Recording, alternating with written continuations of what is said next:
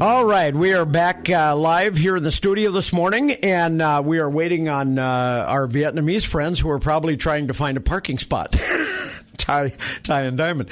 But I do have David Wheat in the studio with me. David, welcome back. Morning, Brad. Had a nice time out in California, huh? Great time. Now, tell our listeners a little bit. This was the 40th anniversary of your release. Correct. So your release must have been, what, 1974, 70, 30? I'm not good at math. Trouble with we have real. If we can do this a lot. 1, 2, let's try 1973. 73, okay. So they took you out to the Nixon, not Nixon, Nixon Library in Yorba Linda. Correct. And you had some special events there. Now, whereabouts did you stay out there? You didn't stay at the library, obviously. No, we stayed in a Hyatt at Newport Beach. Okay. And it was a nice place, pretty close to the water, and there was a little Balboa Island community. Oh, yeah. there. Yeah. Balboa, that used to be a fun place to hang out. In fact, isn't it right down there someplace that they have the Queen Mary? Well, that's at Long Beach. Oh, that's Long Beach. Okay. I thought it was Balboa. Anyway, Balboa, I remember, is a nice kind of a swimming area, beach area. Okay. Yeah, we didn't swim, but... Now, I meant to ask you this all along, and I never have when we've talked. But you were held for 7.5 years, so you had to have fair high seniority in the group that was released. I mean, do you remember what number you were? Well, I was about the 45th, I think, guy shot down in North Vietnam at that time. And as far as release goes, they had 3 aircraft come in that day, and they each took out about, I don't know the number, but the first aircraft took out the sick and the injured. And that's the way the program goes, with a few other gents. And then I was on the second airplane out of there. Now, I was watching, I with everything going on yesterday for Memorial Day, one of the stations had a great piece on Vietnam HD, and they had a long piece on the POWs. And they were interviewing one guy with a flat top. Dick Strad, yeah. He was... was he? No, he wasn't the guy that beat himself with a stool so that he wouldn't get. That was Stockdale. Yeah. Stockdale actually received the Medal of Honor, I think, didn't he? Yes. Yep. Yeah, but he talked about how he shaved all the hair off his head and cut his scalp at the same time so that he wouldn't look presentable for the cameras. Absolutely. Yeah. And then on top of that, when he found out they were going to take him anyway, they were going to make him wear a hat. Then he decided, no, I'm going to take a footstool. I'm going to smack myself with the footstool. So he did that. Sure. Yep. And our other guests have arrived. But then he paid the penalty for that. Just putting leg irons and cuffs. And, But he was talking a little bit about how he said when we were told you have to take a bath, you have to get cleaned up, you have to put these new uniforms on. He said, we all knew something was going to happen. We figured we were going to be released. But the anticipation or the anxiety was so much that even when they took us on the plane, we weren't sure. He was saying, he said, we didn't know if they were going to shoot us down as a bad joke or what. So nobody really said anything until they got out over the water, and then there was this tremendous outburst of...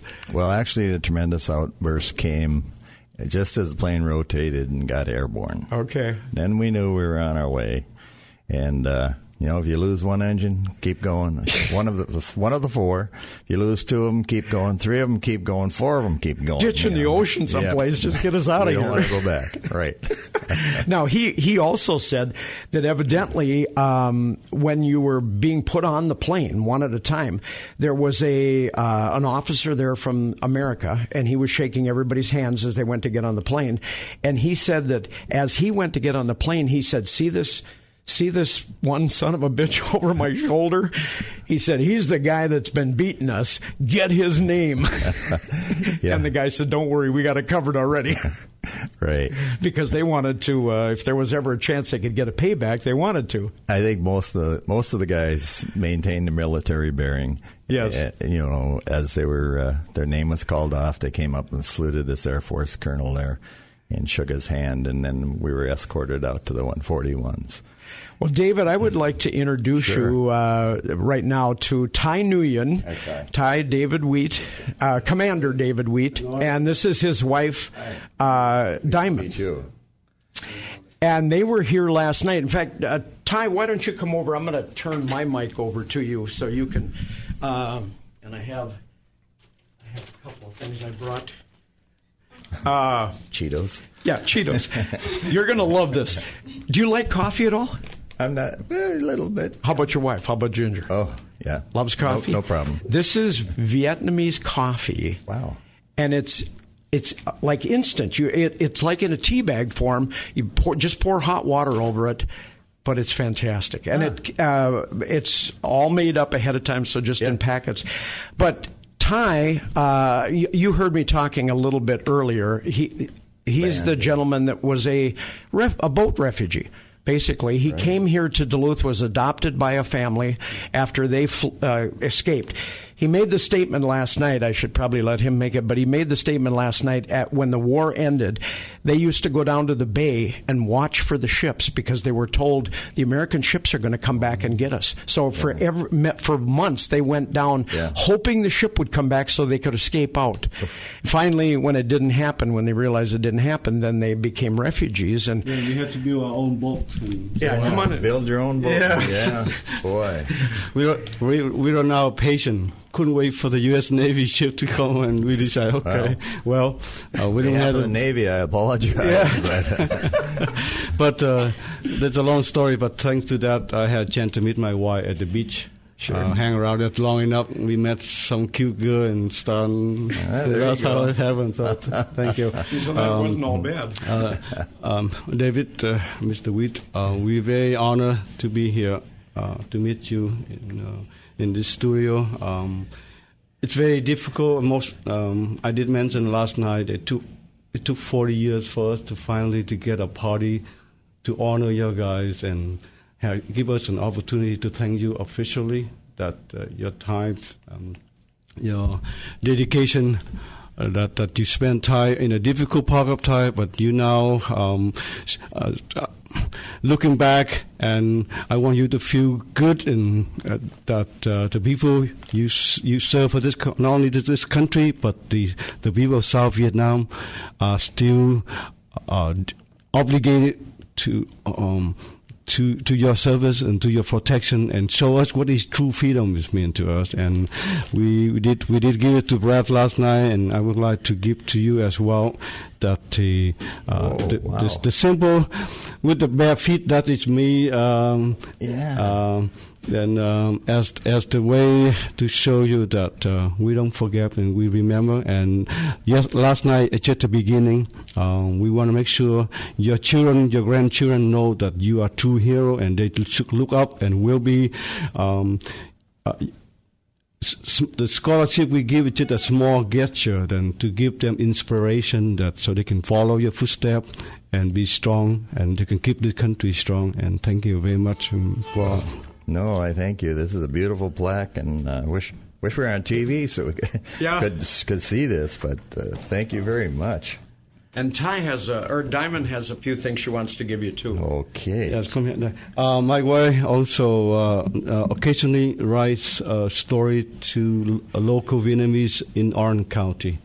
And during this Memorial Holiday, she wrote an article. Mainly it's about American service in Vietnam, and have picture of your picture in here.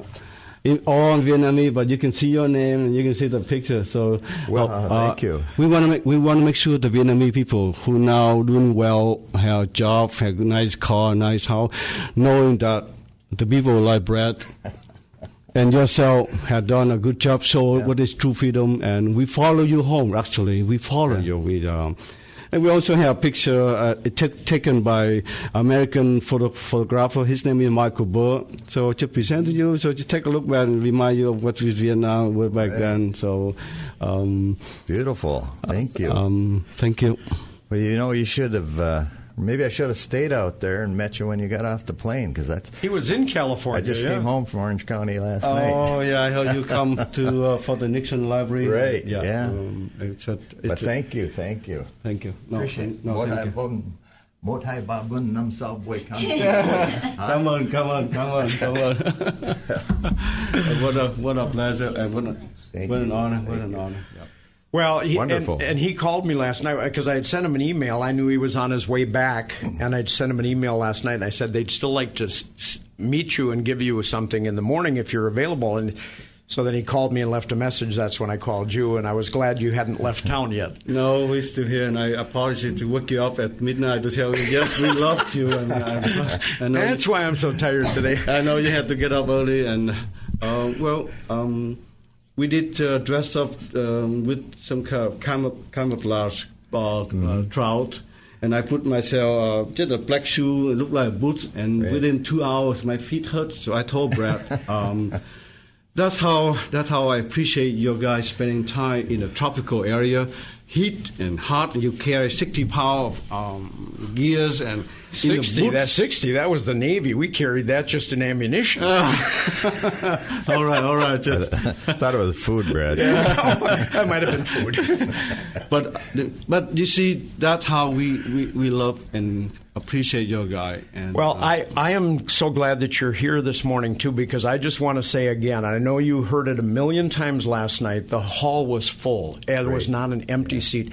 And almost to a man, every Vietnam vet came up and thanked you last night, because you people asked for nothing. You paid for everybody's meal. You paid drinks. You brought raffle tickets, and you asked for nothing in return other than the chance to say thank you. And God bless you. It made a lot of people's heart awfully good last night. Well, when the mayor was there, I was so tempted to make a joke that, oh, by the way, I'm going to run for mayor this time. I hold back. I didn't want to say that so much. Why not? Go ahead. Yeah, go ahead. Give him some trouble. He needs it. But no, we intend the people in Duluth, the Tweed family. I mentioned again. I love to mention again. So yes. That's Charlotte Boyd, the Boyd family. He's a lieutenant in the Navy. Mm-hmm. After retired, become a lawyer here, and his wife spent so much time for me. At least dozen times just for dentists and doctor appointment, go to school at night.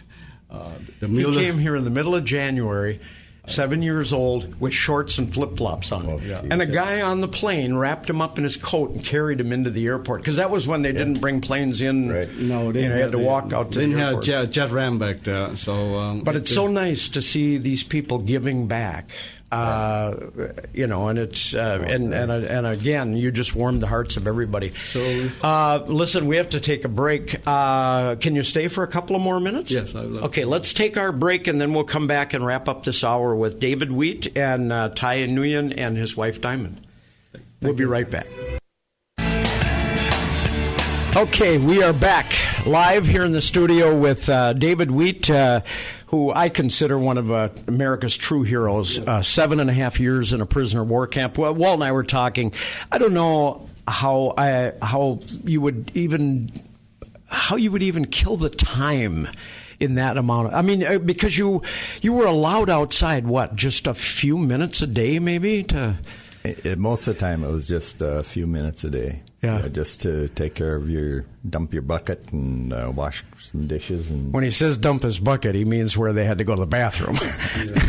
And have you ever eaten rice again? Yes. Yeah. Not the glutinous kind, because I don't know if we have that. The sticky rice or whatever. Yeah. Yeah. But we only have a few minutes left, Ty. Is there last thing you want to say to the people of Duluth? You're flying back today, you and Diamond? Yeah, we're going back. I just want to say to the people of Duluth, Minnesota, the two more families I'd like to mention. That's the Ray Mueller. He's also a Navy. And Simon Milbrad. He's a captain in Marine. I just let you know. Every year, Memorial Day we consider here as home. So we come back, we visit the cemetery, Bethany. That's why last year we met, Durban. And what we try to do is, to pay back just a portion of what they had done for us. We go to school, they support us. We go to school, University in Minnesota. I just mentioned to David, that's the only thing we had in common, that we spent 4 years in, 4.5 years in Minneapolis campus and to get to school. And today, with you, allow us to be in the studio, in the same room. It's such an honor for us. And because of that, definitely, we come back next year and we have another party for your guy. And for anyone who hadn't been, especially David, make sure whatever you do, block out those 3 days Memorial Weekend and be back home in Duluth so we can honor you. Thank you. Well, thank you. Now, you didn't tell David that one of your band members has 2 sons that are in the Marine Corps. Yes. So you lost them. We don't have anyone in the Navy, but all of us working hard. Like I said, I started out as janitor here for St. Luke Hospital, and even work for the Coney Islands evening and having free hot dog after 2 hour work. They allow me to have 2 hot dogs, and I love it. Those hot dogs are the best. People come all the way back to Duluth for that. They do. They do. Well, they ship them. Yeah. Our daughter lives in Des Moines, Iowa, and every once in a while she'll tell us, "You got to get me a dozen Conies and send them down." But most important, thanks to Brad for. First of all, trust us enough to allow us to have the party and invite all of his guests. I can see he's nervous when we first the band start rehearsal. He's not sure how good they are. We could be really sting, and they have to sit for 2 hours and listen to us. But everybody came through. I got to tell you one quick thing. We have 1 minute. When they set up the equipment, because all they brought was their guitars and keyboard, they're not going to come from California with amps and PAs and all that. So we had all that set up. But lack of communication somewhere, they didn't have a drum set for Diamond, and she plays drums. So guess where we got the drum set? City Councilor Jay Fosley plays in a band, and I called him. He said, I told him about the event. He said, I'll have it packed up in there in a half an hour.